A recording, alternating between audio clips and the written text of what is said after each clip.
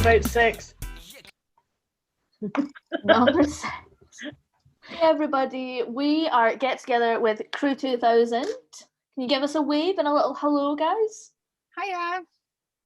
And we are here to talk about sex. Our fabulous volunteers, Marie-Therese, give us a wave. Amy, give us a little wave and a hello. Leanne? Hi. Hi. And Katrina?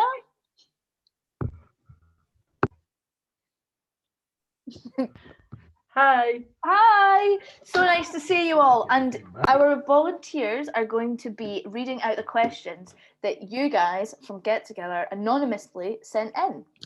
We love to see it. It's fabulous. So we are here with Alex. Hiya. Kaz. Hi there. And Sylvia. Hi. From Crew 2000. And they are here to answer your questions. Great. Shall we get started? Can you still get pregnant with your periods? The short answer is yes, you can, but it's a lot less likely, and not everyone can. It depends on how long your menstrual cycle is. So like basically the cycle from the egg, you might remember it from school, the egg getting attached, the egg growing, the egg leaving, having your period, how long that cycle takes. There are only certain points in that cycle where you can get pregnant, but people have different length cycles. So basically there's less of a chance that you'll get pregnant on your period, but it is possible. So it's always best to keep using contraception like you normally would. Can I ask a question that goes along with that? Can you catch an STI during the period? Yes, you can. Unfortunately, it would be great if we got a nice monthly break from that risk, but sadly you can get STIs at any point in your menstrual cycle. So yeah, always use contraception no matter where you are with your period. How can you tell if a person you're dating is losing interest in you? Quite simply, their circumstances might have changed. Health matters might be needing addressed, or responsibility overload. And the best thing to do is just to ask them honestly and to be honest with us.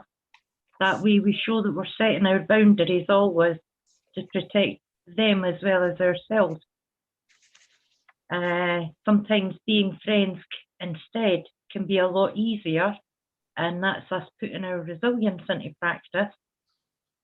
It means that we get a chance to concentrate on personal care and attention and loving ourselves more, and that helps us to practice our self-compassion and not be giving ourselves a hard time until we've had the conversation with someone to find out, have their feelings changed because they don't write as much, maybe they don't phone as much, and maybe it seems like they're interested in other people intimately than ourselves.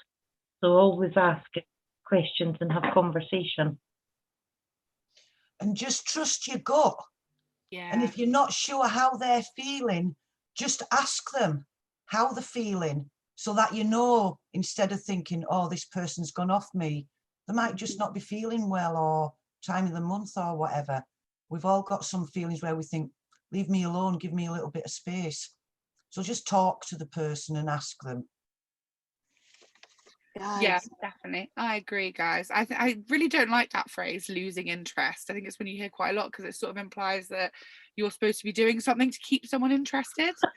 And, you know, like, I just find that really weird. Like if somebody likes you, they will make the effort to kind of have you in their life, but it's also important to remember that people have other stuff going on, and like exactly like Sylvia and Kaz said, like it's probably not about you. If somebody's circumstances change or they change in what they want or they need right now, it's very unlikely to be something that you've done or anything that's your fault, and all you can do is ask and kind of remember that they have a million things going on in their mind, and unless you've done something bad, which you generally know if you've done something someone will be upset by, then yeah, just don't be afraid to ask. Generally lots of people have soreness when they have sex. It's really common, and it's one of the things that sort of first jumps to my mind is lubrication.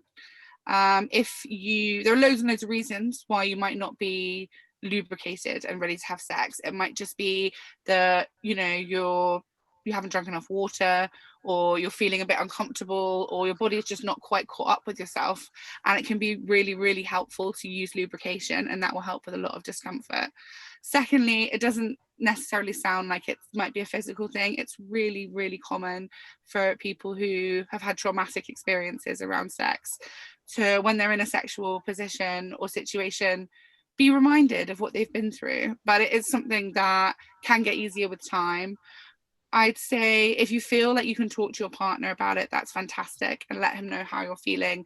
That's the first step, because when somebody knows why you're feeling not at your best, it can be, and knows what you need from them to feel more comfortable, then that can be a good place to start. There's so much more around sex than just penetration, and if it's stressing you out, don't feel like you owe anybody any form of sex that you're not comfortable with. Take a step back, and you can even make a game out of it. Try and find ways to explore each other and enjoy each other that maybe aren't penetration for right now. That might be a great place to start.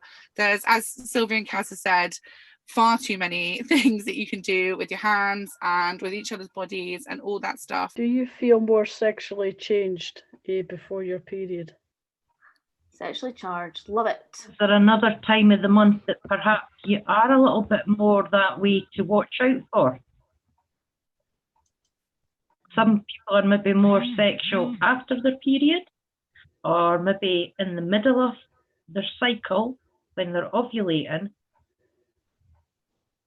It's really difficult to tell. I think it Yeah. varies from person to person, because it's all to do with all those hormones kind of flying about in your body when you're on your period. So some people really go off sex right before their period. Some people get super horny. Some people get annoyed. Some people start manically cleaning. Like, it really varies. And that's the joy of having hormones flooding through your body, I suppose. Yeah, the feeling horny is one I've heard that's quite common. So.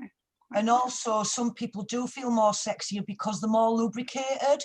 You just have to forget about the blood. Just put a towel or sheet underneath. Mm-hmm. And if you and your partner can deal with that, that's fine. But there's nothing dirty about it. But as I say, sometimes you're more lubricated.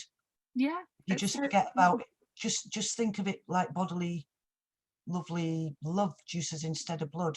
I want to say thank you all so much. You guys are absolutely amazing, and it's been really healing. You have no idea the leaps and bounds I have made with family and friends, and I want to say a massive thank you. You guys are absolutely amazing. Speak to you all Right. soon, hopefully. Thank you all for joining us. It's been fabulous. You've all been very open and honest and just the very, very best. So great to see you all. Have a nice evening, and yeah.